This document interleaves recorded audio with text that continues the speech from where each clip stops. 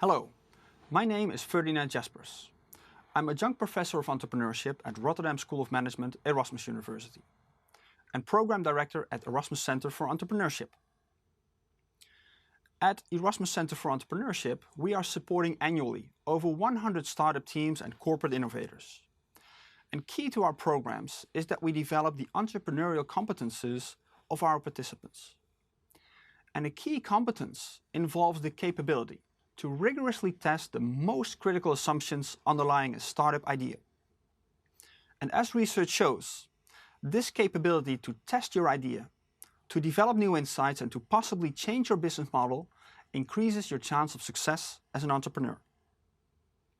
However, what we have often found is that it's very difficult for entrepreneurs and intrapreneurs to identify their key assumptions in the first place and subsequently to be very precise about them so that they can be rigorously tested. Therefore, the goals of this webinar are as follows. First, this webinar helps you to identify the most critical assumptions underlying your idea. And second, it will help you to be very precise about your assumptions, allowing for the design of targeted experiments. And third, this webinar will trigger you to think about alternative business models and to possibly pivot your idea in its early stages. To achieve these goals, I will introduce a fast and effective exercise. We call this exercise the Business Model Delta, and it is based on the well-known Business Model Canvas tool. The Business Model Delta refers to the difference between the revenue streams of your business model and its cost structure. And this difference obviously is the profitability of your business model. So step one of our exercise is the basic requirement that we should aim for a viable and profitable business model right from the start. So let's determine what we call the required profit. And for now, please assume that you will be able to get your company off the ground in the current calendar year. So if necessary, you have until Christmas to make one-time investments in developing your product, your website, your team, your sales channels, etc. Just assume. Now, this means that we can assume that your company will be fully up and running in the upcoming calendar year. For this exercise, we are going to assume that your required profit in the upcoming calendar year is 100,000 euros.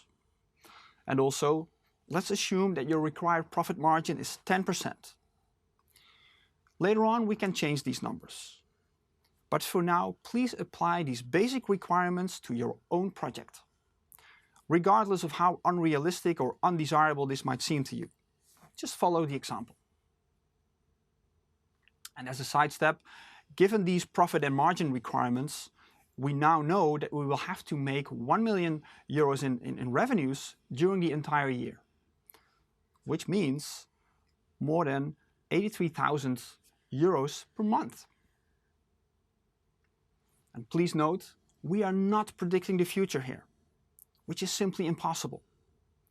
However, departing from these basic requirements, we now start to make our key assumptions and ambitions explicit, so that we can align around them as a team, and we can start to systematically test our assumptions. The second step of the Business Model Delta exercise asks you to be very explicit about the revenue structure and the pricing strategy that you will use to monetize your value proposition. If you send out an invoice, what will be the amount per unit? And what exactly is it that you will sell? Please keep it as simple as possible for now.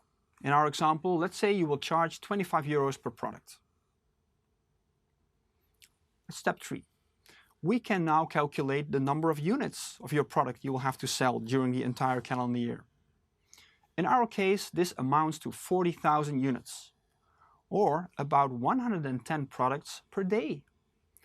So this gives you already a first rough impression of the assumed size and scale of your company. And just this sheer insight has proven to be very useful and sometimes alarming for the startups we've worked with. Step 4. Given this requirement of 40,000 units, we can now make a more detailed assumption about your average customer. How many units will this average customer buy per year? Suppose that customers will subscribe to your offering and that she will buy 1 unit per month. And let's also assume, for the convenience of our example, that we give her a discount of 2 months. This means that we will need 40,000 divided by 10, meaning 4,000 paying customers from January to December. And this will obviously give us the required revenue level of 1 million euros. We can now do a quick sanity check around this number of 4,000 customers. How does it relate to the total addressable size of the market?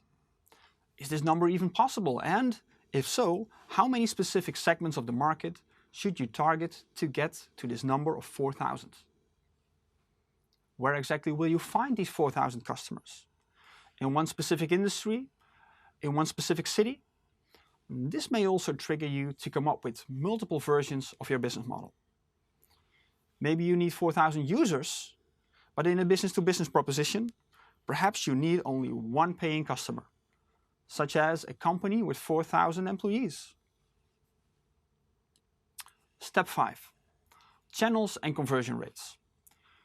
The above number of 4,000 customers is obviously assuming that we already start our calendar year with this amount of customers, and that they will stay a customer during the entire year. In reality, you will have to start from scratch. So we can start to think about your growth assumptions to get customers in the first place.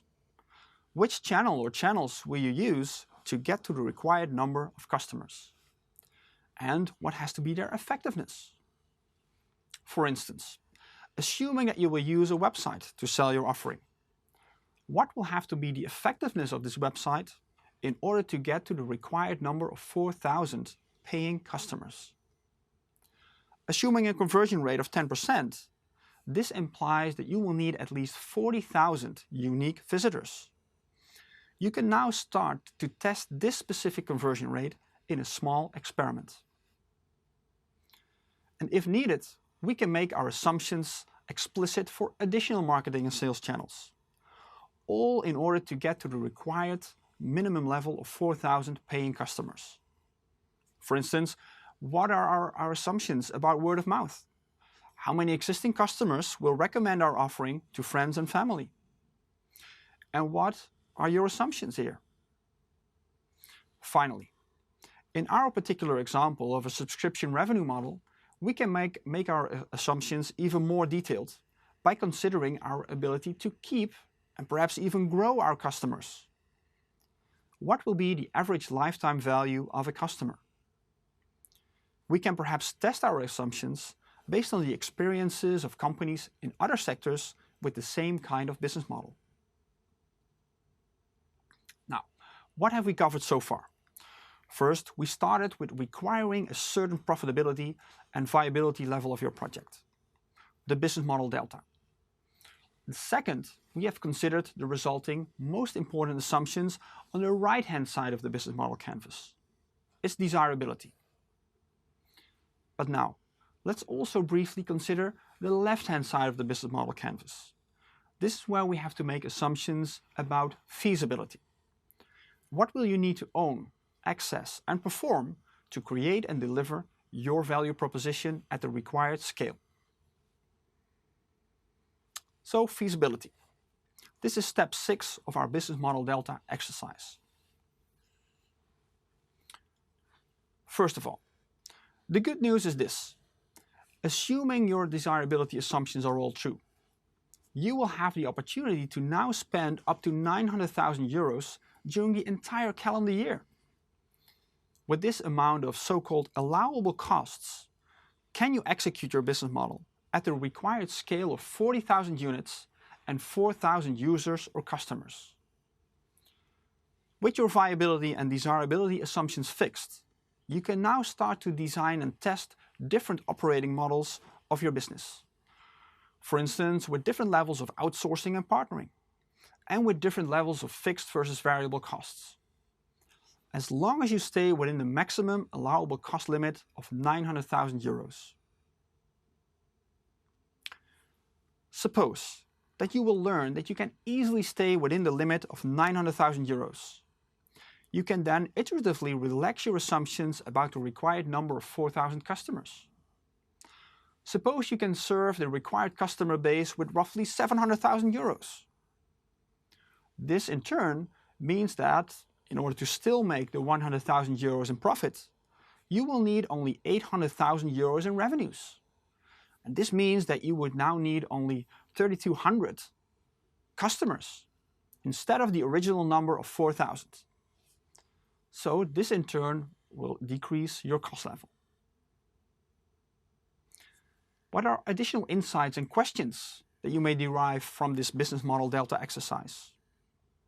Well, remember that we've made the assumption that your company will be up and running by the start of next calendar year. Will this be the case? What is your assumption about time to market? And how many one-off upfront investments will you have to make to launch your company? Say you will need upfront investments of 200,000 euros. Without taking into account the time value of money, and at the required profit level of 100,000 euros, you will be faced with a payback time of 2 full years of operations. So effectively, you will only start to make money in year 3. Finally, once you've applied this exercise with the required profit level of 100,000 euros, now please adapt it to fit your own ambition levels. Maybe you aim for 10 times more, or perhaps for break-even, for instance as a social enterprise. And that's fine. In the case of a social enterprise, what then in the extended business model canvas is the social or environmental impact that you wish to make? How many users do you aspire to serve on an annual basis? And what does this imply for your minimum required revenues? And will you be able to make it work given the allowable cost level? So, hopefully the business model delta exercise showed you how to understand the basic inner workings of your business model. You now have a tool to make many of your assumptions that were originally implicit, explicit. This will help you to consider radically different business models. Now, with some of your most crucial assumptions made explicit, and with some specific numbers attached to them, it's time to rigorously test these assumptions and to learn about the validity of your idea. So good luck with that important work, and let's strive for the positive change of your customers and other stakeholders.